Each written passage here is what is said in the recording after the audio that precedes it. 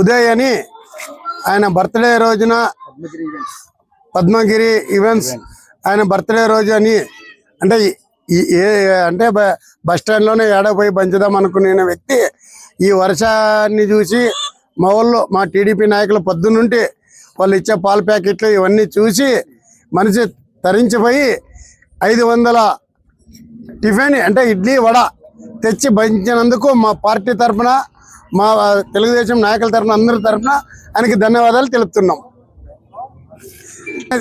నేను తెచ్చి పంచడానికి కారణము ఇక్కడ ఉండే ప్రెస్ విలేకరులే కారణమని తెలుపుతూ, అలాగే చాలా మంది సౌకర్యాలు ఉన్నారు.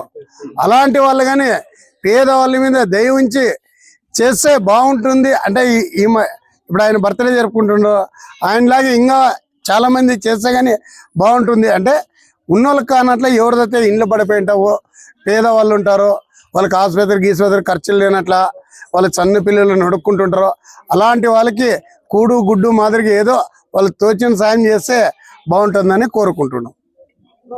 అందరికీ నమస్కారం.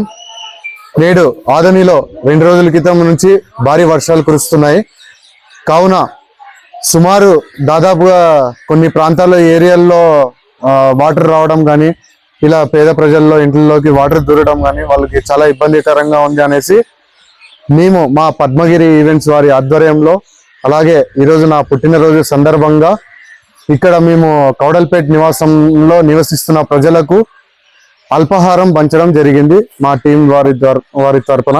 నా పేరు Uday Kiran, Padmagiri event organiser. Thank you. Birthday అంటే మామూలుగా కేక్ కట్ చేయడము, అంటే మందు తాగడము, ఫ్రెండ్స్ తో పోవడము, ఇంకో రకంగా కానీ నువ్వు ఈ రకంగా చేయాలని ఎందుకు అవసరం అనిపించింది?